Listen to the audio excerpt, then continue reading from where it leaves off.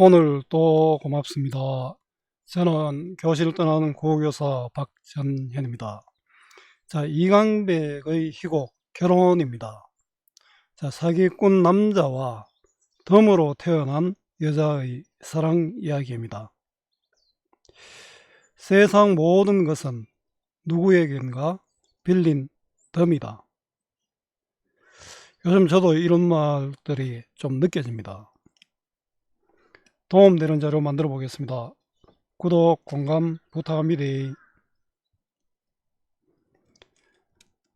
세상 모든 것은 누구에겐가 빌린 덤이다. 그 실제로 내게 없다는 거죠. 진정한 소유와 참 사랑의 의미, 이강백 희곡 결혼 해석, 사기꾼 남자와 덤으로 태어난 여자의 사랑 이야기. 막이 오르면 결혼을 소망하는 한 빈털터리 남자가 어떤 여자도 가난한 자신과 결혼해 주지 않을 거로 생각해 관객들에게 물건을 빌려 스스로 부자처럼 꾸밉니다. 정해진 시간이 되면 하인이 이 빌린 물건들을 하나씩 회수해 갑니다. 남자는 한 여자를 빌린 집으로 초대합니다. 여자는 어머니와 아버지가 사랑했지만 결국 아버지는 떠나버렸고 자신은 덤으로 세상에 태어났다고 말하며 자신, 어머니, 할머니의 사진을 보여줍니다.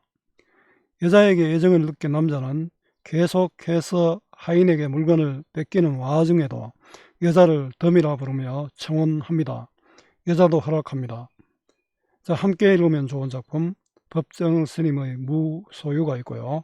자, 이 곡의 차맛을 또 그렇습니다. 모든 게 빌린 것과 빌리지 않는 것의 차이점을 이야기하는 그런 설입니다. 우리 한문 양식 중에 기, 설, 발 뭐 등등 많이 있었죠. 자, 국어 공부 잘하는 방법은 여러 군데서 이야기했으니까 이 작품에서는 넘어가겠습니다. 중요한 거는 요약시 보고 문제만 푸는 공부는 실패한다는 것과 국어는 정답을 찾는 것이 아니라 주어진 상황에서 가장 알맞은 답, 최적답을 찾는 것입니다. 교과서 수특 수한 본문 중심 학습으로 문장을 이해할 수 있는 능력을 키워야 합니다. 문제는 자료입니다. 전부 강의도 보면 문제풀이 중심이고 그거죠. 제자료 도움됩니다. 자, 이의 배경입니다. 1974년에 발표한 단막극의 희곡으로 전통적인 기법에서 벗어난 실험적으로 구성된 작품입니다. 특별한 무대 장치도 없고 필요한 소품을 관객으로부터 빌려오는가 하면 극중 시간과 상연 시간을 일치시키는 등의 기법이 활용되었습니다. 이러한 극적 전략을 통해 공연에서 관객의 적극적인 참여를 유도합니다. 또한 이야기책 속의 사건을 낭독하는 방식으로 관객에게 등장인물에 대한 정보를 제공하고 있으며 제한된 시간 안에 빌린 물건을 돌려주어야 하는 처지에서 여자와 결혼을 해야 하는 남자의 삶을 풀어나가고 있습니다. 작품의 바탕에는 결혼이라는 소재를 통해 이 세상에서 처음부터 자신에게 소유된 것은 아무것도 없으며 모든 것은 누구인가 빌린 것에 지나지 않는다는 주제의식이 깔려 있습니다. 작품 줄거리입니다. 가진 것 거의 없는 남자가 갑자기 외로움을 느끼고 결혼을 하고 싶어 합니다. 그러나 자신과 결혼해 줄 여자가 있을 것이라고 기대하지 못하는 그는 자신을 부유하고 화려하게 보이게 해줄 물건들을 빌립니다. 그런 준비를 해놓고 결혼 상대자로 생각한 여자를 초대합니다. 그런데 물건을 빌릴 때 붙였던 조건에 따라 일정 시간이 되면 물건들을 내놓아야 했고 냉혹한 하인은 어김없이 물건들을 회수해 갑니다. 빌렸던 물건들은 하나둘씩 없어지고 급기야 집까지 내놓아야 할 지경에 이릅니다. 그제야 상대 여자는 남자의 사기극을 알게 되지만 마지막 남은 남자의 진심을 믿게 되고 그와 결혼을 약속합니다.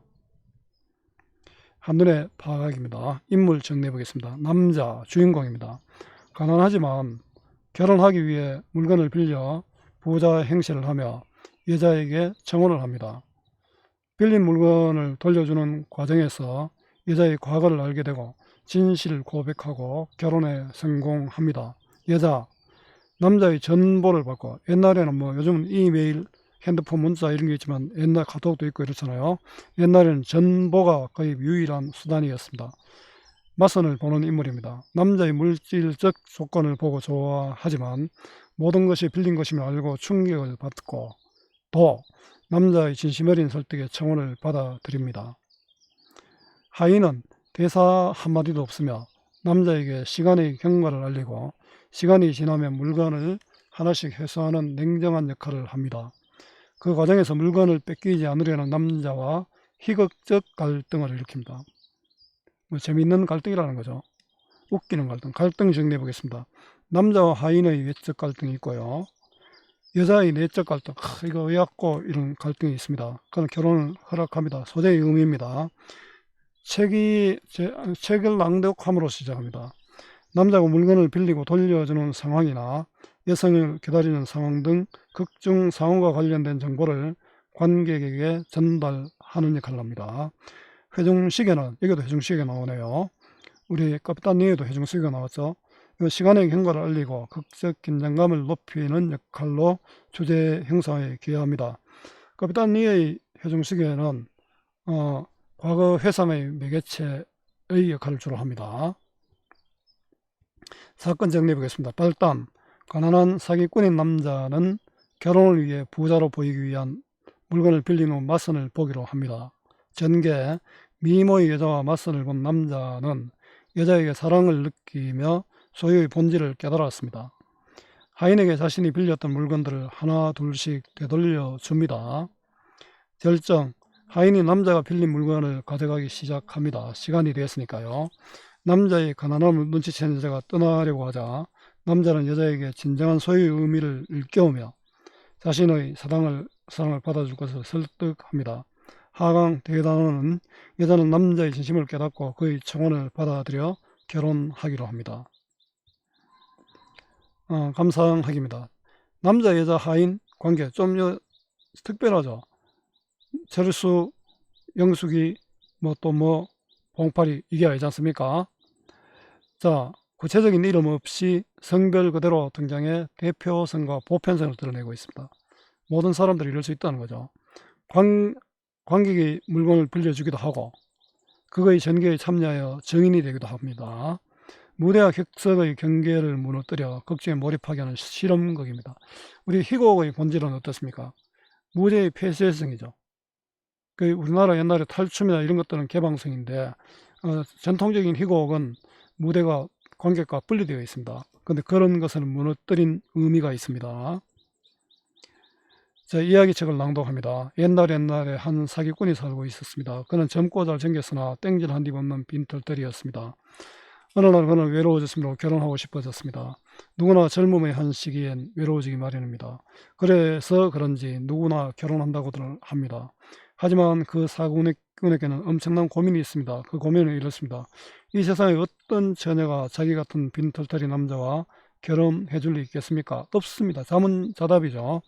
자, 이야기책의 역할은 극중 상황을 파악하고 사건을 예측할 수 있게 해줍니다. 자, 이런 거 이야기책을 낭독한다. 이런 게 동작 표정 지시문이죠. 또 우리 희곡이나 시나리오에서는 또 무대 지시문도 있습니다. 자, 경제적 가치를 중시하는 사회상을 반영하고 있죠. 자문자답의 형식. 요즘은 더 심한 것 같습니다.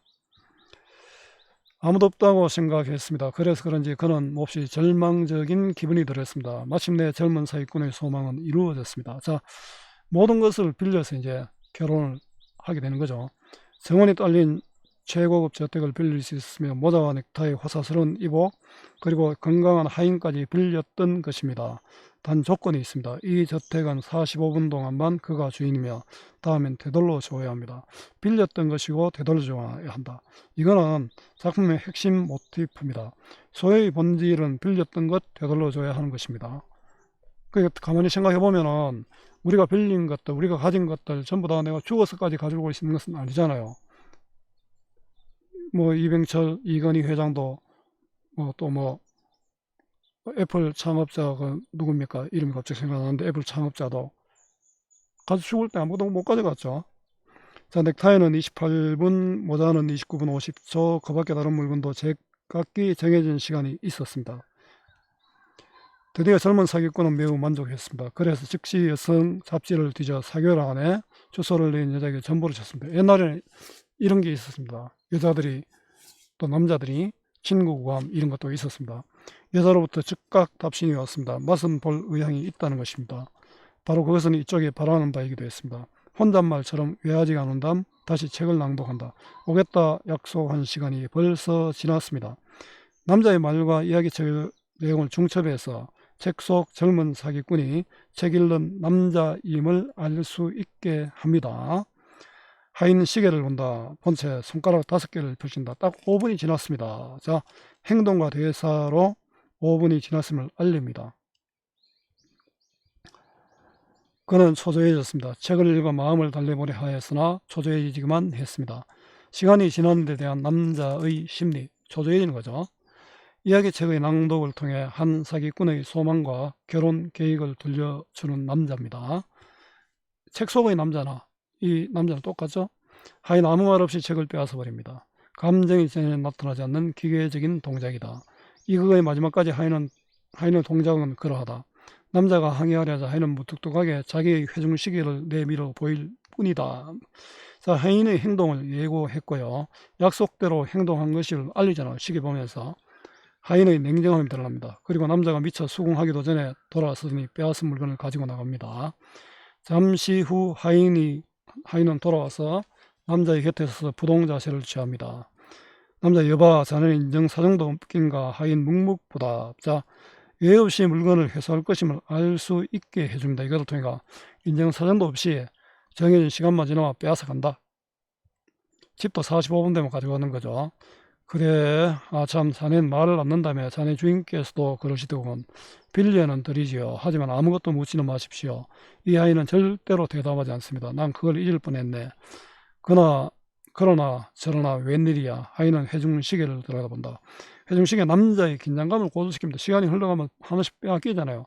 자, 시간이 흐르는 데 대한 남자의 정서죠.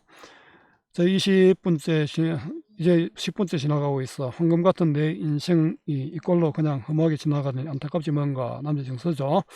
제 인생도 결국은 이렇다 마찬가지라는 것을 암시하고 있습니다.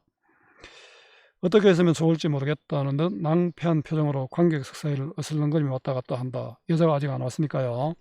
남자 한 여성 관객에게 말을 건넵니다. 자, 이게 좀 특별하죠. 난 또 무슨 생각이 떠오르는 듯 미소를 짓고 있다. 무대와 객석의 구밀이 엄격한 기존 극과는 달리 실험극적인 요소죠. 관객의 참여가 자유롭습니다. 정해진 시간에 따라 남자가 빌린 물건을 회수하는 하인입니다. 자, 그 다음에 이제 한참 지나가 가지고 여자를 만났습니다. 여자가 왔는데 자꾸 물건을 빼앗아 가잖아요. 자, 그러니까 여자가 왜 남포한 하인을 그냥 두시죠? 당장 해고하세요. 하인은 아무 잘못도 없습니다. 하인은 자신이 해야 할 일, 시간이 되면 물건을 회수하는 것을 하고 있을 뿐이잖아요. 그냥 두시니까 자꾸 빼앗기잖아요. 모든 것을 빌린 남자의 상황을 모르는 상황이죠. 남자 빼앗기는 건 아닙니다. 내가 돌려주는 겁니다. 원래 빌린 것이기에 돌려주는 것, 소유에 대한 진정한 의미가 이렇다는 겁니다. 당신은 너무 착해요. 여자는 착해서 하인을 해고하지 않는다고 생각하고 있는 거죠. 글쎄요, 내가 착한지 어쩐지는 잘 모르겠습니다. 내 태도 하나만은 분명히 좋다고 봅니다. 이렇게 하나 둘씩 내 태도 하나는 당신을 대하는 내 태도입니다. 당신을 사랑하는 마음입니다. 하나 둘씩 들려주면서도 당신에 대한 사랑은 줄어들지 않고 있습니다. 물질적 가치는 줄어도 정신적 가치는 커진다. 내가 가진 것은 없어도 사랑하는 마음은 커진다. 자, 소유하는 것과 가진 것과 사랑의 크기는 반비례한다고 할 수 있죠. 아, 나의 천사님, 덤이시여. 아가씨가 자기는 덤으로 태어났다고 했기 때문입니다. 구두와 넥타이와 모자, 자주구레한 소지품과 그리고 옷에 대해서 내 사랑은 분산되어 있었습니다. 저는 이랬다는 거죠. 가진 것이 있을 때는 소유에 대한 집착 때문에 사랑에 집중하지 못했다. 근데 지금은 어떤지 아십니까? 오로지 당신 하나애로만 모아지고 있는 겁니다. 내 청혼을 받아주시지 않으시겠습니까? 소유에 집착하지 않고 당신에게 집중하고 있다. 자, 청혼하는 남자입니다. 하인 돌아와서 두 남녀에게 우뚝 선다. 하인의 등장만으로도 긴장감이 조성됩니다. 음악 또 왔어요.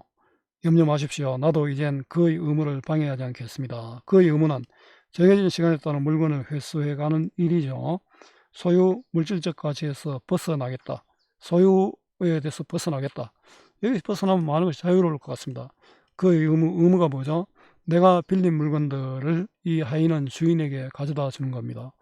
자신의 모든 것을 빌린 것임을 밝히고 있습니다. 남자에게 봉투를 하나 냅니다. 봉투에는 쪽지를 꺼내더니 아무 말 없이 여자에게 건네준다. 쪽지를 여자에게 보여줌으로써 상황을 사실대로 알려주려 하는 거죠. 나가라. 쪽지에 있는 내용입니다. 이제 집을 빌려줄 시간이 지났다는 거죠. 내 주인으로부터는 경고문입니다. 약속한 시간이 지났으니까 나가라는 거지요. 나가라. 그럼 당신 것이 아니었어요. 남자가 빈털터리라는 것을 알게 되었습니다. 내 것이라고는 없습니다. 빈털터림을 고백했습니다. 충격을 받는다. 왜냐하면 남자가 빈털터리 사기꾼임을 알았기 때문이죠. 뭐 있는 줄 알았는데. 남자는 모두 빌린 것들 뿐이었지요. 저기 두둥실 떠있는 달림도, 은빛 구름도, 이 한이바람도, 그리고 어쩌면 여기 있는 나마저도, 또 당신마저도 미소를 짓고 잠시 빌린 것입니다. 이런 게 동작 실시문이죠. 물건뿐만 아니라 사람도 시간도 경과에 따라 생명을 되돌려주고 죽음에 이르는 것이라고 생각한 남자와 남자의 삶에 대한 가치관을 드러냅니다. 빌린 대상을 자연물과 인간으로 확대하여 소유와 시간의 문제를 삶의 본질적인 문제로 인식하고 있습니다. 세상의 모든 것은 누구에게선가 빌린 것이라는 주제의식이 드러납니다. 이 결혼의 작품을 통해서 그걸 보여주는 거죠. 잠시 빌렸다고요? 네, 그렇습니다. 엄청나게 큰 구두 한 짝을 가져오더니 주저앉아 자기 발에 신다. 그 구둣발로 차낼 듯한 험악한 분위기가 조성된다. 이거는 남자를 쫓아내기 위해 가져온 소품으로 그거의 긴장감을 높여줍니다. 이것으로 또 관객들은 또 재밌겠죠. 희극적 갈등이다. 그죠? 결혼해 주십시오. 당신을 빌린 동안에 오직 사랑만을 하겠습니다. 당신과 함께 사는 동안 니만 사랑하겠다. 결혼은 여자를 빌리는 것으로 생각하고 있으며 결혼의 진정한 목적은 사랑임을 밝혔습니다. 모든 물건이 빌린 것임을 고백하며 여자를 향한 진심을 고백하는 남자입니다. 자, 정리해 보겠습니다. 참 70년대 작품인데 상당히 의미가 있는 작품이라고 생각이 됩니다. 희곡이고 단막극이고 실험극. 기존의 극과는 달리 그 관객과 자유로이 소통도 하고 관객의 극중에 개입도 하고 새로운 모습을 보여주는 그런 실험하는 실험극이라는 그런 뜻입니다. 자, 풍자적이고 또 희극적이고 비판적입니다. 주제는 잠시 빌렸다가 되돌려주는 과정으로서의 삶의 본질과 사랑의 가치, 또 소유의 본질과 진정한 사랑의 의미, 진정한 소유의 의미와 남녀 간의 순수한 사랑입니다. 모든 것은 빌린 것이다.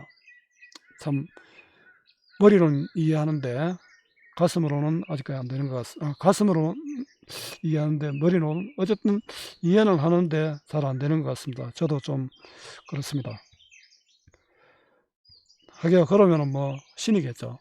어느 현대 저척이고 현대 어느 저척이고 특별한 무대 장치가 없고 인물을 이름 대신 보통 명사로 제시하여 보편성을 획득하고 있습니다. 나와 너만의 이야기가 아니라 모든 존재들에게 해당될 수 있다. 관객을 거기에 참여하게 하여 무대와 객석의 경계를 허무는 실험적 기법을 도입하여 관객의 참여와 몰입을 유도하고 주제를 효과적으로 전달하고 있습니다. 여러분 새소리 들립니까? 잠시 들어보세요. 자, 남자가 저택과 물건들을 빌리는 45분간 벌어지는 일을 다룬 것으로 실제 연극도 동일한 시간 동안 상연되어 극에 대한 관객의 몰입도를 증가시킵니다. 극적 시간과 상연 시간이 일치함에 따라 이 희곡은 위기의 순간을 집약적으로 보여줍니다. 정해진 시간이 되면 빌린 물건을 되돌려줘야 한다는 규칙에 따라 위기감은 극대화됩니다. 하인이 나타나는 것만으로도 긴장되죠. 덤의 의미입니다. 여자의 별명으로 작가는 세상 모든 소유는 잠시 빌린 것이라는 인식하고 빌릴 것이라는 인식을 하고 있으므로 무언가 갖는다면 그것은 덤이라는 메시지를 전달합니다. 이렇게 생각하면 행복할 것 같은데 잘 안되죠. 자, 수고 많았습니다. 제가 살아있는 한 좋은 자료로 보답하겠습니다. 네이버 구글 다음 어디서나 검색은 박전현입니다.